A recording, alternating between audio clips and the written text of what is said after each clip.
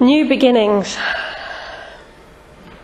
It's always a bit scary and it's always a bit of a challenge. And we often think, when we think about new beginnings, about January and New Year's resolutions, and how by the second or third you've already broken a couple. And you kind of think, well, what's the point? Or at least that's my experience. And so, if I'm honest, I have to say I've stopped doing New Year's resolutions. Or at least that's what I thought I'd done. And this year, things changed a little bit.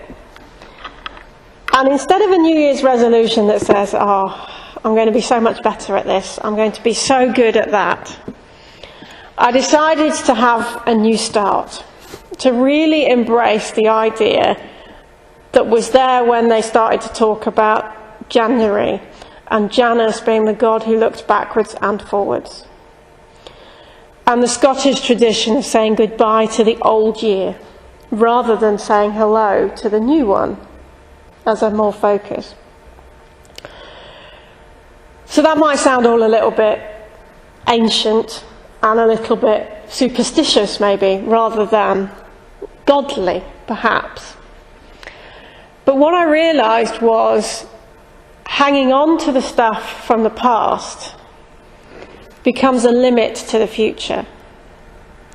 And so really I should be thinking about what did I want to do in 2015 and how did I want to go forward. And that doesn't mean that suddenly on the 31st of December everything that had been associated with 2014 was over and done with. But it did mean that I could start to think about finishing all that lot off and so going forward. So I have set myself a personal challenge of trying to finish everything from 14 by the end of January. I'm not doing so well so far, but never mind. But this collection of the first disciples is also a new beginning. It's the start of Jesus' more formal ministry, more formal process. And he decided he needed some friends to go with him because he couldn't do this by himself. And so he went and collected them from various places, and they weren't all sure about it. Nothing good comes out of it. I'll believe it when I see it. Are you really sure? And I'm sure some of them were still wondering that 4 weeks later. This was not a quick fix. They didn't suddenly turn around and shed everything from their past lives. They still had brothers, sisters, mothers that they were supposed to be looking after. They didn't just forget about them because they walked on and walked forward. And I think that's very important. When we often say, in the classic, I'm going to quit smoking on the 1st of January, and then of course you have a craving at 12:03 and it feels like it's over. Well, I've never smoked, but that seems to be how it works for most of the people around me who try to quit. You have to think about the fact you don't walk away from it. Acknowledging that it's still there, it's a part of how you've got to where you are, is important. So when I was preparing for this sermon, I started to think about this church.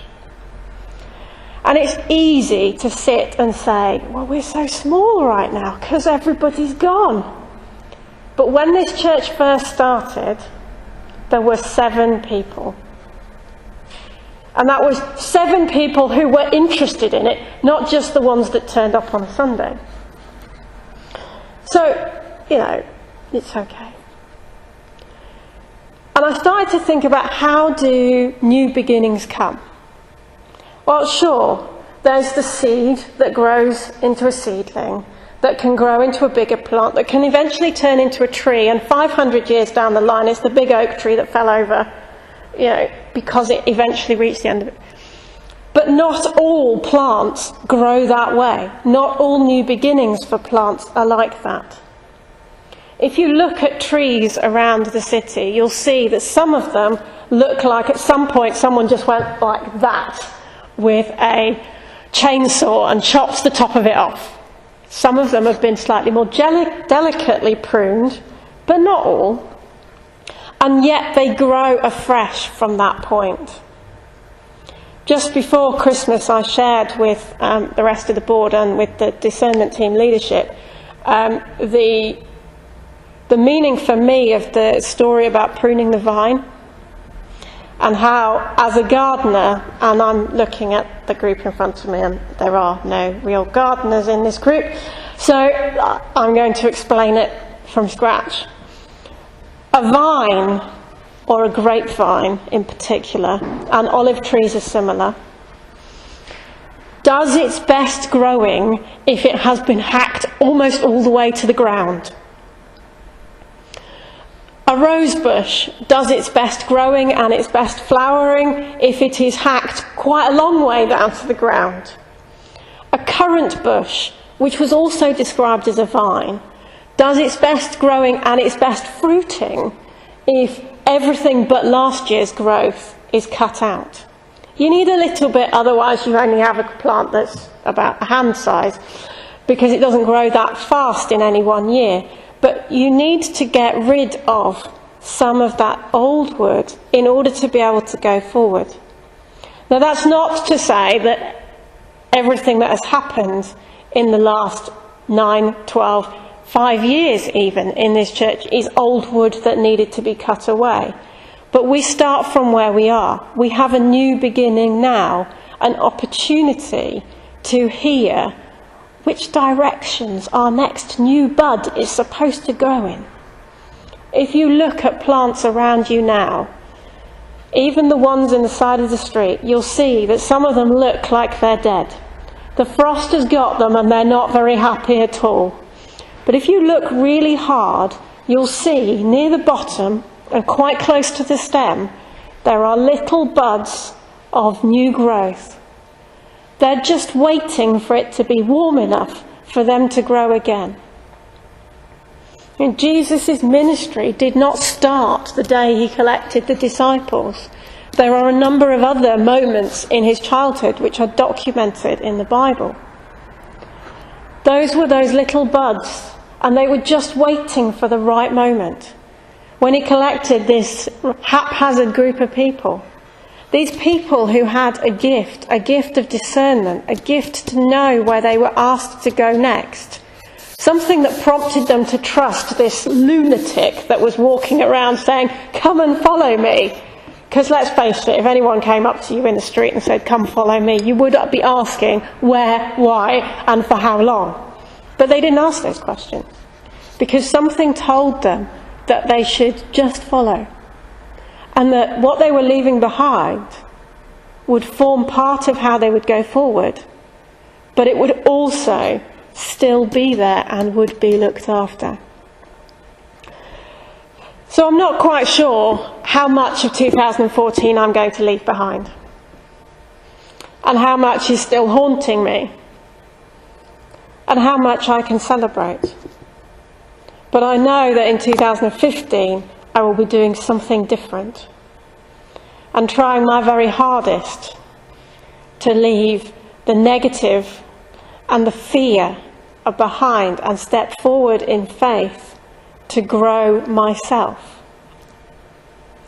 So we talked as a church about how we need to follow God's call for the church and finding out what that is. And that's our new beginning. We can start with a clean piece of paper and write our call. It might look like some of the stuff we've heard of before. It might look like something completely different. Who knows? But that's a process that we will go through, a new beginning for us, where we're the small plant that's been trimmed lovingly by God to be able to go forward in strength, wherever that takes us, wherever God is calling us to be. So one of the things that we talked about doing was lighting a candle, a prayer to remind us that every service we have, every meeting we have, we are remembering that we are trying to figure out what our call is. Who are we called to be, and how does that go forward? So just this once, I'm going to light the candle. But going forward, it will, I hope, be part of how we think about things, so that it's a reminder that we are praying for our future and for what God is calling us to be. Amen.